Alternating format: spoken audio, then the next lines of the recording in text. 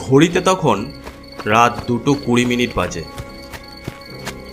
আজকে বাড়ি ফিরতে একটু দেরি হয়ে যায় প্রীতমের।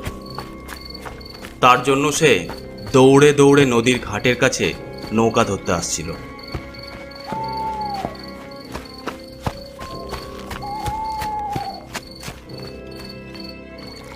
ঘাটের সামনে এসে হাঁপাতে লাগলো। উফ, আজকে বড্ড লেট হয়ে গেছে। ওই তো একটা মাঝি এখনো ঘাটের কাছেই আছে। কাকু, আমাকে একটু ওই পার নিয়ে যাবেন? হ্যাঁ বাবু, নিয়ে যাব, বসো। প্রীতম গিয়ে নৌকার এক ধারে বসল। নৌকাটিতে ছাউনি করা ছিল, যেখানে অন্তত 3 জন থাকতে পারবে। মাঝি নৌকা চালাতে শুরু করলো।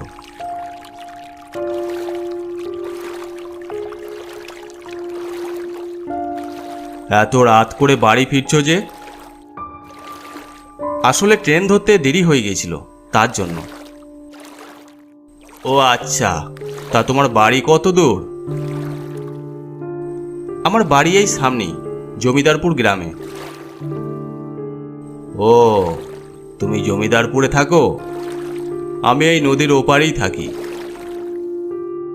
আচ্ছা, আপনার বাড়িতে কে কে আছে? স্ত্রী, ছেলে আর আমার মা আছে। ও আচ্ছা, আপনি কবে থেকে এই কাজ করছেন? আমি গত 31 বছর ধরে এই কাজ করে আসছি। ছোট থেকেই নদীতে মাছ ধরতাম, তারপর নৌকা চালানো শিখে নিলাম।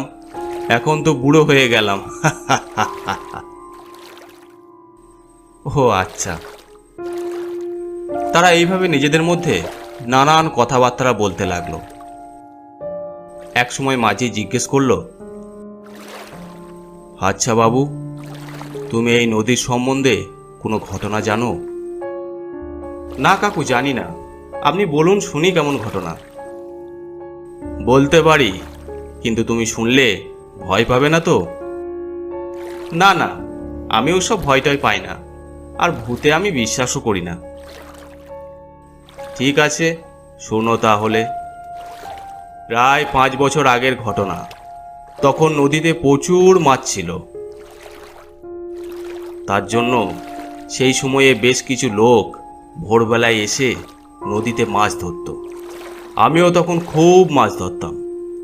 আমাকে গ্রামে সবাই ভৈরব মাঝি নামে চিনত। আমিও প্রায় ভোর ভোর ছেলেকে সঙ্গে নিয়ে মাছ ধরতে যেতাম, আবার কখনো একলাও যেতাম। কিছুদিন পর থেকে নদীতে ভৌতিক কাণ্ড কারখানা ঘটতে আরম্ভ হলো। নদীতে মাঝে মাঝেই কেউ নিখোঁজ হয়ে যেত, আবার কখনো কেউ কেউ নদীতে এক অদ্ভুত নৌকা দেখতে পেত।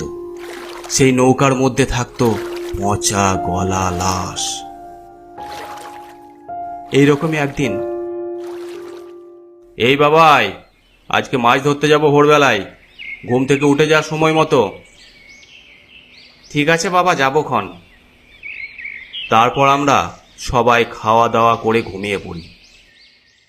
ভোর 3:30টার সময় ঘুম থেকে উঠলাম। এই বাবাই, ওঠ, মাছ ধরতে যাবার কথা ভুলে গেলি নাকি? মনে আছে বাবা, আমি তৈরি হচ্ছি। তুমিও জাল ছিপ সব ঠিকঠাক নাও। তারপর আমরা বেরিয়ে পড়লাম নদীর দিকে। নদীর ঘাটে গিয়ে দেখলাম আজ কেউ নেই। আশেপাশে কোনো নৌকাও দেখতে পাচ্ছি না। বুঝলাম আমরা ছাড়া আর কেউ আসেনি। হয়তো ওই ভৌতিক ঘটনার জন্য মানুষ ভোরবেলায় আসা বন্ধ করে দিয়েছে। কিরে বাবাই, আজ তো কেউ নেই দেখছি। সেই তো বাবা। চল নৌকায় উঠি। আমরা গিয়ে নৌকায় উঠলাম। আমি নৌকা চালাচ্ছিলাম, আর বাবাই জাল ফেলার প্রস্তুতি নিচ্ছিল। তারপর এক সময় জাল টানতে লাগলো। যেহেতু বর্ষাকাল, তাই প্রচুর মাছ উঠছিল। এইভাবে অনেকক্ষণ মাছ ধরা হলো। কিছুক্ষণ পর হঠাৎ ঝোড়ো হাওয়া বইতে শুরু করল। নদীর গতিবেগ পাল্টাতে লাগলো। আমরা তখন একেবারে মাঝ নদীতে। বাবা, আজকে এতটাই থাক, আবার না হয় অন্য দিন মাছ ধরবো। নৌকা ঘোরাও, খুব জোর ঝড় আসবে। হ্যাঁ বাবাই, ঠিক বলেছিস, আমি ঘোরাচ্ছি।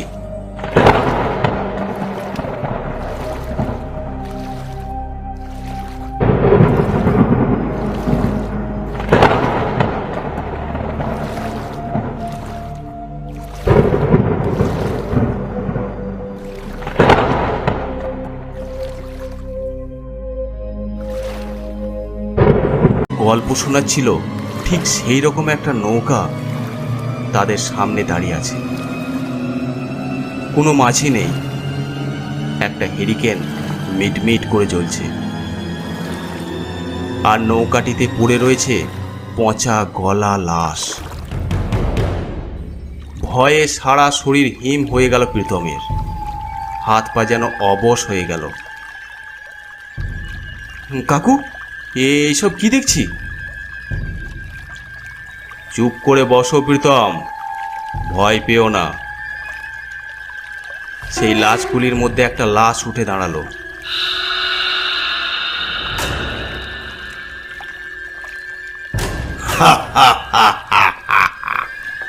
প্রীতম আর নিজেকে সামলাতে পারল না, ওখানেই লুটিয়ে পড়ল। তারপর তার আর কোনো হুঁশ ছিল না। যখন জ্ঞান ফিরল, দেখলো একটা হাসপাতালের বেডে শুয়ে আছে। তোর সাথে কি হয়েছিল বাবা, বল আমাকে। এরপর প্রীতম সেই রাতের সমস্ত ঘটনা খুলে বলল। একজন গ্রামবাসী বলল, ভৈরব মাঝি কয়েক বছর আগে ওই নদীতে মাছ ধরতেন, আর মাঝি হিসাবে মানুষকে নদী পারাপার করতেন। খুবই ভালো আর সৎ মানুষ ছিলেন তিনি।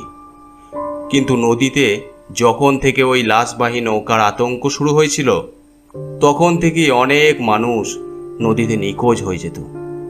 প্রায় নৌকা ডুবির ঘটনা ঘটত।